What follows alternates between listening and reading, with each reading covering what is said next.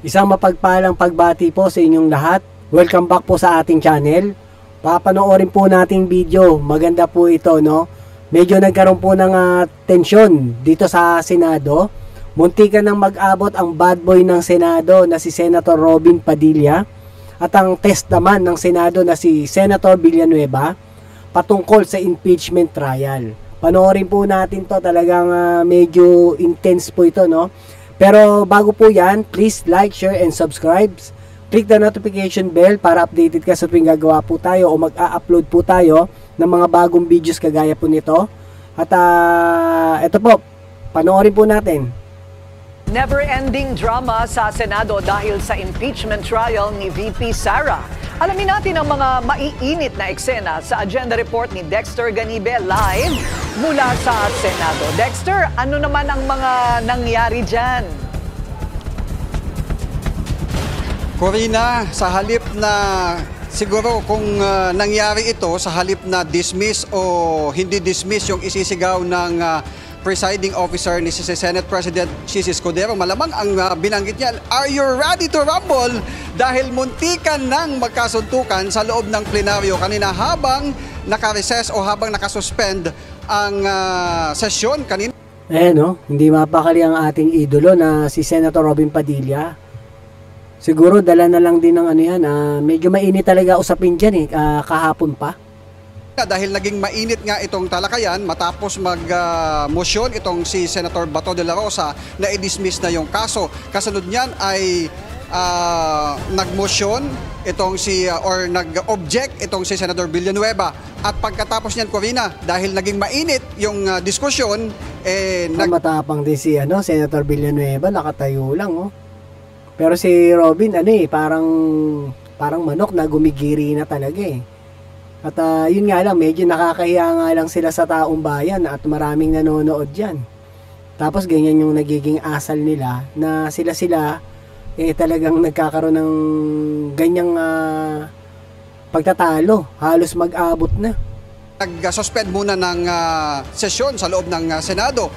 Kanina nakita natin na muntik nang sugurin ni Senator Robin Padilla itong si Senator Joel Villanueva. Nung una pa lang ay makikita mo nang nanggagalaiti sa galit itong si Villanueva, itong si Padilla rather, matapos ngang mag-motion na mag-object itong si Villanueva doon sa motion ni Bato de la Rosa kanina.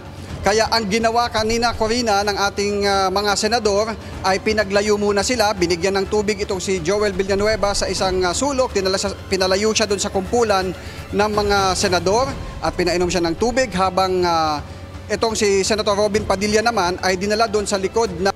Kung walang aawat yan, talagang magkakadikitan yan, no? Alam naman natin na ang idol natin si Robin Padilla isang action star yan. At saka talagang medyo mainit din yan pag alam niyang... ayun, yung pinaglalaban niya nagkasagutan yan malamang ng session hall para naman makapagpalamig ng konti dahil naging mainit na nga. Alam natin si Senador Robin Padilla ay suporta dito sa motion ni Senator Bato de la Rosa na i-dismiss yung kaso dahil kahapon meron na siyang inihain na resolusyon na naglalayong i-terminate itong impeachment laban kay Vice President Sara Duterte. At habang naka-suspend, Corina, bago tayo Grabe, nakailang balik si Senator Robin Padilla, no? Talagang abuti na lang din, nandiyan si Senator Bato na talagang halos inaakay niya na palayo. At maganda naman at nagkakaganyanan sila. Nagkakaawatan kasi sila rin ang nakakahiya dyan para sa mga taong bayan. Live ngayon, habang papunta ako dito sa my live point, ay nakita naman natin. In fairness naman kay Senator Robin Padilla, lumabas siya doon sa holding room, nilapitan si Senator Joel Villanueva at silang dalawa ay nag-akapan, ibig sabihin, naibsan na. Yun, okay naman pala, no? Pero makikita mo, munti talaga mag-abot to Kung wala talagang umaawat, tiyak, nagkaroon talaga ng pag-abot to. Yung tension, yung init na nabuo kanina habang ang ibang mga senador ay nagsasagutan at nagdedebate kung tama ba yung naging venue ng pag-dismiss o paghain ng motion para i-dismiss itong impeachment court laban kay VP Sara. Corina? So Dexter, sa pagitan ng dalawang senador at saka dito sa kanilang pagbabalikan ng mga salita, merong proseso yan at merong sistema, no? Pwera na lamang kung nagkapersonalan. Nagkapersonalan ba ng mga lumabas sa bibig ng magkabila kaya sila nagkainitan? Wala naman, Corina, pero mapapansin natin kanina pa lang nung tumayo na itong si Senator Joel Villanueva dahil si Senator Robin ay nasa kanyang harapan lang, makita natin yung kanyang reaksyon na medyo hindi na maganda yung timpla ng muka dahil nga pag may nag-object nga naman doon sa isang motion, hindi na ito tatalakayin o i-rule na in favor doon sa mag-o-object or kung depende man kung pagbubutuhan, kung pupunta doon sa pagbubutuhan, pero hindi maganda ang dating. Sa akin hindi maganda ang dating. Buti nga wala dyan si Senator Trillanes eh. Kung hindi magkakaroon ng rambulan dyan. Alam naman natin na dati pa lang wala pa sa Senado to si Senator Robin Padilla, yung idolo natin eh. Nagkakaroon na talagang parinigan yan sa sa media, no? Halos nagkakaanuhan sila, nagkakatirahan ng pasimple. Ating para kay Senator Robin Padilla, dun sa objection. Buti nagsalisi sila, no?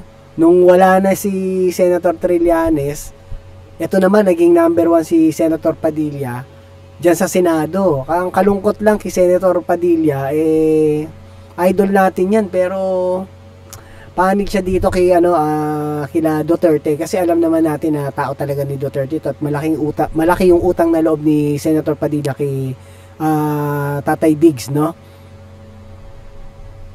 Na ginawa ni Senator Joel Villanueva na ino-object o na kumukontra doon sa motion ni Senator Bato de la Rosa na i-dismiss na yung impeachment case. Corina. Ayun. So kumbaga nagdadahilan lamang si Senator Joel Villanueva na kanyang karapatan naman at saka nag-init at sumalungat siguro yung pag-iisip o opinyon ni Senador Robin Padilla. Oo, dahil alam naman natin, Corina, si Senator Robin kahapon ay naghain nga nung kanyang resolusyon na ipadismiss na rin ito. At dahil may kasamahan siya na sumusuporta doon sa kanyang inihaing resolusyon at mismong sa plenaryo na ay nagbanggit na nagmosyon na ito ay i-dismiss na. At saka mantakin mo, may isang senador na tatayo at kukontra at mag-o-object doon sa motion. Siguro dahil naging mainit na yung naging debate kanina, yun ang initial spur. Hindi pa natin nakakausap si Senator. Parang nakakaya sila dyan, no? Pinanonood sila ng buong Pilipinas. Baka nga na-telecast pa to sa ibang bansa. Ganito pala ang nangyayari sa Pilipinas. Kaya itong mga Chekwa, inaabuso tayo dito sa West Philippine Sea. Kasi dito pa lang hindi na tayo magkaayos-ayos eh. Paano pa tayo magkakaisang labanan yung mga nambubuli sa atin kung itong mga ito yung dapat na namumuno sa atin sila hindi magkaunawaan. Robin Padilla, pero itatry natin, Corina, na makuha yung kanyang panig mamaya-maya kung bakit ito yung kanyang naging reaksyon. Pero actually, Corina, kung maikwento ko lamang, kagabi, nung kasagsagan nung pagdedebate, kaugnay dun sa impeachment, mapapansin mo si Senator Robin, dun sa isang gilid, ay naglilislis na nung kanyang, manggas ng kanyang barong at nababanggit na, naririnig ko na binabanggit niya, suntukan na lamang. Yun ay binabanggit habang nag-uusap-usap yung mga senador sa loob mismo ng plenaryo. Hindi ko alam kung ito ay pabiro, pero yung kanyang mukha ay seryoso kagabi habang binabanggit niya yun. At so far, wala pang nilalabas na pahayag kaugnay dyan si Senator Robin Padilla. Oo, sana makausap natin si Senador Padilla para makuha din naman yung kanyang panig kung ano ba yung nagpainit ng kanyang ulo. Pero nakita ko itong ibang mga senador na nakaupo parang nanonood ng sine. Kulang na lang ay popcorn. Ayan, sa mga eksena dyan sa loob ng Senado. Oo. So, pero makita natin yung mukha ni Senator Villanueva na parang namumutla na alam din naman niya na maraming aawat no? Pero siyempre alam naman natin na malaki yung lamang dito kung mag-aabot sila ni Senator Robin. Pero buti hindi nag-abot kasi nakakaya yan sa taong bayan sa Pilipinas at hindi lang yan. Baka telecast pa yan sa ibang bansa, mas lalo tayo nakakahiya. Oh, exciting itong Senado na ito. Naisip ko nga, exciting dahil magbabalik ngayon, Corina, ang usapan kanina, nakasuspend muna pansamantala itong sesyon at nagkasundo na ang lahat para ma-actionan yung motion ni Bato kanina ay kailangang i-convene yung impeachment court o bago ma-convene yun, so kailangan silang manumpa at ang abiso sa kanila ni Senate President, kailangan nilang magsuot ng kanilang robe at mamaya makikita natin na nakasuot na ng robe itong ating mga senator para manumpa bilang mga senator judges. Kanina nga naisip ko nga, Corina, baka mukhang uunahan pa ni Senator Robin Padilla at ni Villanueva itong laban ni dating Senador Manny Pacquiao na buti na lamang at maagap yung ating mga kababayan na nandito sa yung ating mga senador na nandito sa loob mismo ng plenaryo na umawat. Actually, ito si Senator Peter Cayetano, siya yung nagsisilbing pacifier. Kanina nagpapatawa na at medyo naging naglighten up yung medyo naging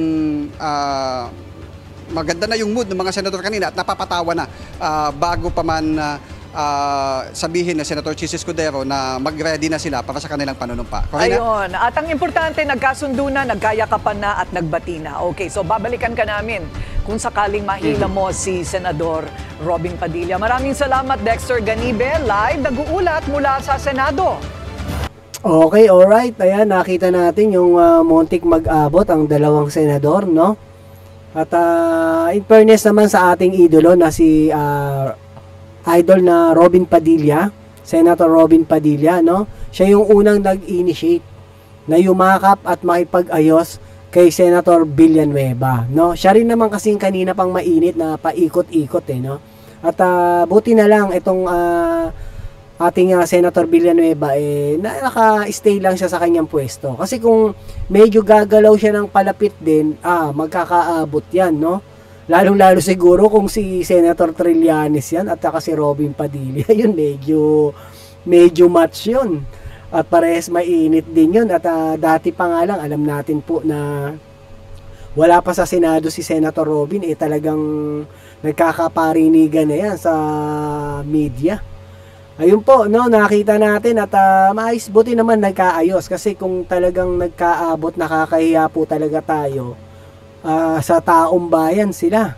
Lalong-lalo na kung makakarating to or maite-telecast to sa ibang bansa, no? Lalo tayong pagtatawanan, nakakahiya po tayo. Buti na lang hindi na po nangyari yun at hindi na umabot sa ganung hantong na talagang magkaroon ng dikitan, no? So, yun lang po at ito po muli si Tio Paeng ang nagsasabing life is short, be happy, and world peace. Peace lang, kapayapaan, no?